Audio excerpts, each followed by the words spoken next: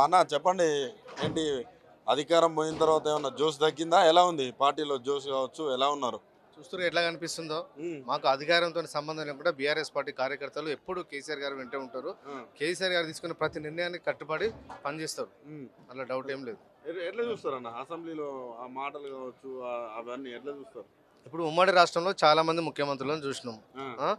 ప్రతిపక్ష నాయకులను చూసినాం, స్పీకర్లను చూసినాం. ఉమ్. కానీ ఇంత అధ్వానమైన సభ మాత్రం ఉమ్. ఎప్పుడు జరగలేదు. ఉమ్.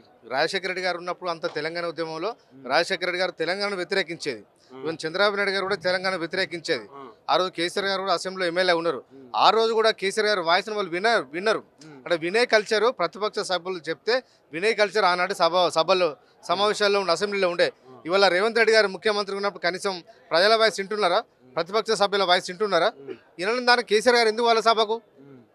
మరి వాళ్ళేమో పారిపోతున్నాడు, కృష్ణా జిల్లాలో వాళ్ళకి అప్పగించిండు, ఆ ఇంట్లో చేపల పులుసు తిని వచ్చి జగన్ ఇంట్లో చేపల పులుసు తిని అప్పగించి వచ్చిండని వాళ్ళు మాట్లాడుతున్నారు. కృష్ణా జలాలను ఉమ్. ఆంధ్రకు కట్టబెట్టిందే, పంచాయతీ తేల్చకుండా చేసిందే ఆ. ఇన్ని సంవత్సరాలుగా కాంగ్రెస్ పార్టీ. ఆ. కాంగ్రెస్ పార్టీ ఉమ్మడి రాష్ట్రంలో ఆ నీళ్ళ పంచాయతీ తెంపలేదు. విభజన సమయం లోపట నీళ్ళ తెలంగాణకు అన్యాయం జరిగింది. తెలంగాణ ఉద్యమం వచ్చిందే అన్యాయం నీళ్ళ విషయంలో. తెలంగాణకు అన్యాయం, గోదావరి కృష్ణా జిల్లాల లోపల వాటాలో చాలా అన్యాయం జరిగిన అంశం మీద ఉద్యమకాలంలో నీళ్ళ కోసం కొట్లాడారు. దానికోసమే తెలంగాణ అసలే పరిష్కారం అవుతుందని చెప్పి ఆ రోజు తెలంగాణ ఉద్యమాన్ని చేపట్టడం జరిగింది.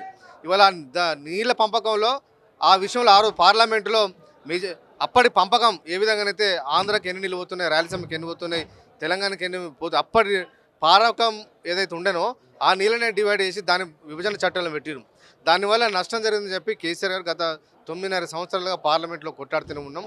పార్లమెంట్ సభ్యులు కేసీఆర్ గారు ఢిల్లీకి వెళ్ళడం, ఇరిగేషన్ మంత్రి గారు ఢిల్లీకి వెళ్ళడం, మాట్లాడడం, కేంద్ర ప్రభుత్వమే ప్రెజర్ తీసుకొచ్చి ఇప్పటి వరకు వాళ్ళకి అప్పగించకుండా ఆపిన చరిత్ర కేసీఆర్ గారిది. ఇవాళ రేవంత్ రెడ్డి గారు ముఖ్యమంత్రిగా బాధ్యతలు చేపట్టిన వెంటనే విభజన చట్టంలో కాంగ్రెస్ పార్టీ ఆ రోజు అయితే ఏదైతే పెట్టిరో అది అమలు కావాల్సిందే అనే పద్ధతిలో పాటు ఇవాళ కేఆర్ఎంని తీసుకెళ్ళి ఇవాళ కేంద్రం చేతిలో పెట్టిన ఘనత ఇవాళ రేవంత్ రెడ్డి. దీనివల్ల ఉమ్మడి పాలమూరు జిల్లాకు, నల్గొండ జిల్లాకు, రంగారెడ్డికి, హైదరాబాద్కు తీవ్రమైన నష్టం జరుగుతుంది. రాబోయే రోజుల్లో ఇబ్బంది జరుగుతున్న అంశం మీద బీఆర్ఎస్ పార్టీ ఒక పోరాటాన్ని ఎంచుకున్నది. మన నల్గొండలో సభ చూసారు. స్వచ్ఛందంగా ఎంతమంది వచ్చారో మీరు చూసారు. లక్షలాది మంది నల్గొండ సభకు వచ్చారు. ఖచ్చితంగా మేము కేసీఆర్ గారితోనే ఉంటాం, కేసీఆర్తోనే తెలంగాణ హక్కులు పరిరక్షించబడతాయని చెప్పి సభలు అందరూ కూడా కేసీఆర్ గారితో మద్దతు ఇచ్చారు. అదేవిధంగా మీరు ఆ సభ గురించి మాట్లాడితే చెప్తున్నాను, ఏదైతే ఉమ్మడి జిల్లాకు సంబంధించి ఎవరైతే ఉన్నారో కోమటిరెడ్డి గారు, మాకు తీరని అన్యాయం 10 ఏళ్లలో మా ఫ్లోరైడ్ బాధితులకు కావచ్చు మాకు తీరని అన్యాయం జరిగింది. అక్కడున్న ఏవైతే సీట్లు ఉన్నాయో 11 సీట్లు మాకు గెలిపించారు. మీకు చెప్పు తీసుకుని కొట్టిన విధంగా మమ్మల్ని గెలిపించారు, మళ్ళీ ఏ ముఖం పెట్టుకొని వస్తారు అది అని కూడా మాట్లాడారు. అవి ఎట్లా చూస్తారు మీరు? ఇప్పుడు ఎప్పటికీ సీట్లే ప్రామాణికం కాదు కదా. ఎలక్షన్లో సీట్లు వచ్చడానికి పోవడానికి కొన్ని పరిణామాలు కొన్ని చేంజ్ అవుతుంటాయి. కానీ మేమేం సీట్ల కోసం, ఓట్ల గురించి మేము ఆలోచించట్లేదు. ఇవాళ మీకు అన్ని సీట్లు ప్రజలు మీకు అప్పచెప్పినప్పుడు మరి ఎందుకు కేఆర్ఎంబీ విషయం మీరు ఎందుకు పట్టుబడతలేరు? మీరు ఎందుకు ఢిల్లీలో ధర్నా ఎందుకు వేస్తలేరు? లేదంటే దాని మీద ఆంధ్రాకి వ్యతిరేకంగా ఎందుకు మాట్లాడతలేరు? ఆంధ్రాలో జగన్మోహన్ రెడ్డికి మీరు ఇలా వంతా పడుతున్నారు. జగన్మోహన్ రెడ్డికి లాభం చేయడానికే కోమటిరెడ్డి బ్రదర్స్ వీళ్ళందరూ ఈ కుట్రలో భాగంగానే ఇవాళ కేఆర్ఎంబీ ఇవాళ తెలంగాణకు ఇవాళ నష్టం చేస్తూ ఉన్నారు. దీని గురించి మాట్లాడదు. ఇవన్నీ పోరాటాన్ని విడిచిపెట్టి, నీళ్ళు ఎత్తుకపోవటాన్ని విడిచిపెట్టి నీళ్ళే మాకు కావాలంటూ మీద యుద్ధం చేసినట్టుంది ఇవాళ వీళ్ళ పద్ధతి. అదే ఇప్పుడు కేసీఆర్ గారు దొంగ దీక్షలు చేసిరు. అదైతే ఉవ్వెత్తున ఎగిసిన తర్వాత ఆ యొక్క ఉద్యమాన్ని ఓన్ చేసుకొని దొంగ దీక్షలు చేశారని కోమటిరెడ్డి గారు అసెంబ్లీ సాక్షిగా మాట్లాడడం జరిగింది. ఎట్లా చూస్తారు మీరు? కేసీఆర్ గారు దీక్ష చేపట్టారు కాబట్టి తెలంగాణ మొత్తం కదిలింది.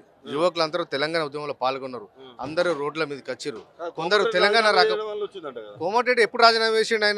ఆయన కోమటిరెడ్డి వెంకరెడ్డికి ఆయన మంత్రి పదవి ఇచ్చిండు. కిరణ్ కుమార్ రెడ్డి క్యాబినెట్లో ఉన్నాడు. ఆయనకు మంత్రి పదవి శాఖ ఇచ్చారు. ఆయన శాఖ ఇవ్వాలి. ఆయన దాని మీద కిరణ్ కుమార్ రెడ్డి ఆయనకు పడక రాజీనామా చేసిండు తప్ప ఆయన వేరే ఏం లేదు. మంత్రి పదవి తెలంగాణ కోసం అసలు పీక్ తెలంగాణ ఉద్యమం రోషా ముఖ్యమంత్రి ఉన్నప్పుడు తెలంగాణ ఉద్యమం ఉవ్వెత్తన లేచింది. ఆ రోజు కిరణ్ కుమార్ రోషాకు వ్యతిరేకంగా మాట్లాడింది కోమటిరెడ్డి బ్రదర్స్.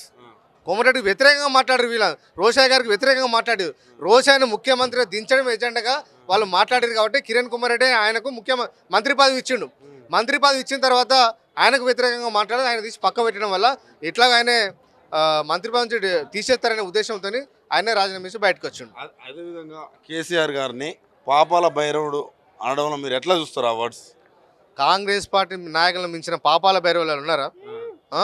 స్వతంత్రం వచ్చిన కంచెలు వాళ్ళే కదా, వాళ్ళు చేసిన పాపాలకే మనం 10 సంవత్సరాలు వాళ్ళని పక్కకు పెట్టారు. ఘోరమైన ఇబ్బంది. తెలంగాణ ఇచ్చి మేమే ఇచ్చిన చెప్పి వాళ్ళు మాట్లాడుతూ ఉన్నారు. తెలంగాణ మీరేస్తే ప్రజలు ఎందుకు మీకు అవకాశం ఇవ్వలేదు? మీ మీద నమ్మకం లేక తెలంగాణ కోసం కొట్లాడిన కేసీఆర్ మీద నమ్మకం ఉన్నది కాబట్టి ఇవాళ కేసీఆర్ గారికి 10 సంవత్సరాలు అధికారాన్ని కట్టపెట్టి వచ్చిన తెలంగాణ రాష్ట్రంలో. అందుకని ఎప్పటికైనా తెలంగాణకు శ్రీరామ రక్ష కేసీఆర్ పాలనే. ప్రతిసారి ఏదైతే పేమెంట్లో వస్తే కానీ ఇట్లా ఉంటుందని కేటీఆర్ గారి మీద ప్రతిసారి కామెంట్ చేస్తూ ఉంటారు రేవంత్ రెడ్డి గారు. ఎలా చూస్తారు మీరు? ఏం పేమెంటు? అంటే సీటు అంటే ఒకరు ఉద్యమం చేస్తే ఆ సిరిసిల్ల సీటు మీరు వచ్చి లాక్కున్నారు. ఏదైతే చీమలు పుట్టలు పెట్టుకుంటే అందులో పాము లెక్క మీరు దోరారు అని కామెంట్ చేస్తూ ఉంటారు అసెంబ్లీ వేదికగానే కేటీఆర్ పైన. ఎలా చూస్తారు మీరు? ఇప్పుడు రేవంత్ రెడ్డి గారు టీఆర్ఎస్ పార్టీలో ఉండే గతంలో. ఇక్కడ జడ్పీడీ సైండ్ ఇక్కడ మద్దతుతోనే ఆయన టీడీపీ టీఆర్ఎస్ మద్దతు తీసుకొని ఆయన ఎమ్మెల్సీ అయ్యిండు. ఆయన సొంత ప్రాంతం ఎక్కడ? కొడంగల్ కాదు కదా. అక్కడ అప్పటికే తెలుగుదేశం పార్టీలో ఉండి పనిచేసిన ఆయన పక్క పెట్టి ఈయన మరి టికెట్ తెచ్చుకోలేదా? వాళ్ళ పొట్ట కొట్టలేదా? అనే ఆ అధికారం రేవంత్ రెడ్డికి లేదు. మాట్లాడే హక్కు ఆయనకు లేదు. ఒక్కసారి ఒక అనే ముందు తను కూడా ఆలోచించుకోవాలని చెప్పి కోరుతా ఉంది. ఫైనల్గా రాష్ట్ర వ్యాప్తంగా విద్యార్థులు అరెస్ట్ చేసిన తర్వాత నియామక పత్రాలు ఇచ్చారు. వాటిని ఎట్లా చూస్తారు? ఇప్పుడు కేసీఆర్ గారు ఉద్యోగాలు భర్తీ చేసిర్రు. మొన్న ఎన్నికల ముందు అన్ని ఫలితాలు కూడా ఇవ్వడం, ఎన్నికల ముందు వాళ్ళకి ఆర్డర్ కాపీలు ఇవ్వకుండా ఎలక్షన్ కమిషన్ అబ్జెక్షన్ చేసింది. ఎలక్షన్ జరుగుతున్న సమయంలో కూడా ఆర్డర్ కాపీలు మీరు ఎట్లా ఇస్తారు? ఆపాలంటే ఆ ప్రొసీజర్లో భాగంగా ఆపిరు. ఇవాళ అధికారంలోకి వచ్చిన తర్వాత పెద్ద పెద్ద సభలు పెట్టుకొని ఆ నోటిఫికేషన్లు రేవంత్ రెడ్డి ముఖ్యమంత్రి అయినాక నోటిఫికేషన్ ఇచ్చినట్టుగా, ఎగ్జామ్ కండక్ట్ చేసినట్టుగా, ఫలితాలు ఇచ్చినట్టుగా ఆయన ఇవాళ పత్రాలు లోపల అభ్యర్థులు చేతికిస్తూ ఉంటే అందరూ సిగ్గుపడతా ఉన్నారు, బాధపడతా ఉన్నారు. అరే గీనిచ్చుడు ఈయన కాదు 60 ఎక్కనని. ఇంత ఉమ్మడి రాష్ట్రంలో కూడా ఏ ముఖ్యమంత్రి కూడా ఉద్యోగాలు భర్తీ చేసిన ఏ ముఖ్యమంత్రిని కూడా నియామక పత్రాలు ఎవరు కూడా చేతికి ఇవ్వలేదు.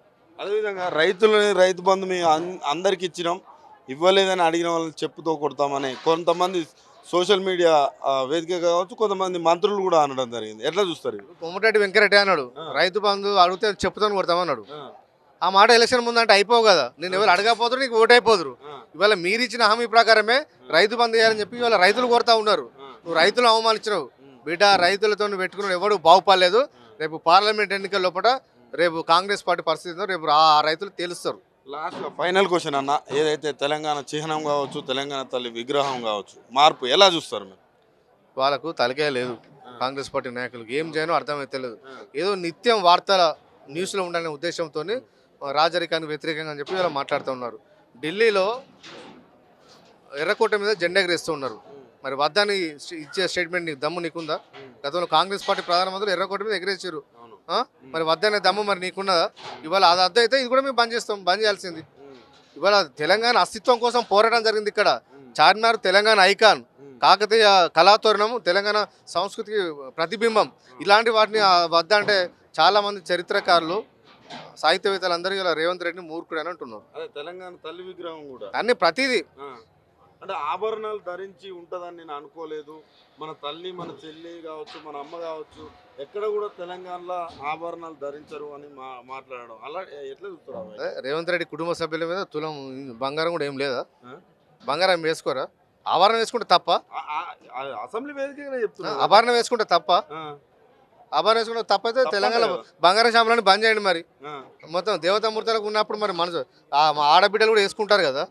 బంగారం ఉంటేనే తప్పంటే అది తప్పే. మరి తెలంగాణ సాంప్రదాయం కాదంటుండు రేవంత్. నీ ఏమంటున్నా, సొంత ఐడెంటిటీ కోసం పాకులాడుతుండు తప్ప వేరేం లేదు. కంపెనీ ఇక్కడ తీసుకురావడాన్ని ఎట్లా చూస్తారు? రాహుల్ గాంధీ గారు ఆదాని కంపెనీ వద్దంటాడు. మోసం చేసి ఆదాని కంపెనీ దేశాన్ని మొత్తం దోసి నరేంద్ర మోడీ ఆదాని కంపెనీ పెడుతున్నా అంటాడు. ఈయన అదే కాంగ్రెస్ పార్టీ ముఖ్యమంత్రిగా ఉండి ఆదాని ఇక్కడ తీసుకొస్తుంది. కాబట్టి ఇవాళ ప్రజలు, యువత అందరూ ఆలోచన ఇస్తారు. ఖచ్చితంగా ఆ పార్టీ నిర్ణయాల పట్ల ప్రజలు చాలా తీవ్రమైన వ్యతిరేకత ఉన్నారు. రాబోయే రోజుల్లో కూడా కాంగ్రెస్ పార్టీకి, రేవంత్ రెడ్డికి బుద్ధి చెప్పే రోజులు దగ్గరలో ఉన్నాయి. పార్లమెంట్ ఎన్నికలలో ఎట్లా ఉండబోతుంది? పార్లమెంట్కు 12కు పైగా సీట్లు మేము గెలవబోతా ఉన్నాం ఈసారి. అంతేనా? అంత కాన్ఫిడెంట్ ఎట్లా? ఎందుకంటే నరేంద్ర మోడీ పాలనలో 10 సంవత్సరాల్లో ప్రజలు చూసారు కాబట్టి వాళ్ళు ఇక్కడ భారతీయ జనతా పార్టీ తరఫున ఎంపీగా గెలిచిన వాళ్ళు బండి సంజయ్ కానీ, అరవింద్ కానీ, కిషన్ రెడ్డి గారు కానీ వీళ్ళు ఏం చేయలేదు. పెద్ద ప్రత్యేకంగా తెలంగాణకు ఏం తీసుకురాలేదు కాబట్టి ప్రజలు వాళ్ళ పాలనను చూసారు. వాళ్ళ ఎంపీగా వాళ్ళ పాలనను చూసారు కాబట్టి ఇక మళ్ళీ బీజేపీకి వేసిన పెద్ద లాభం లేదు. మరి కాంగ్రెస్ అధికారంలో ఉంది కానీ ఎట్లా ఢీ కొనబోతున్నారు? కాంగ్రెస్ పార్టీకి ఇక్కడ ఏం లేదు. మొన్న ఏదో గాలిలో వాళ్ళకి వచ్చారు. రేపు పార్లమెంట్ ఎన్నికలు తేలబోతుంది కదా. సరే సరేనా, మొత్తానికి పార్లమెంట్ ఎన్నికల్లో 12 సీట్లు గెలుస్తా అంటారు. డెఫినెట్గా ఈసారి ఖచ్చితంగా తెలంగాణ ప్రజలు 12 సీట్లు బీఆర్ఎస్ పార్టీకి అంటగడతారు. ఓకే, థ్యాంక్ యూ అన్న.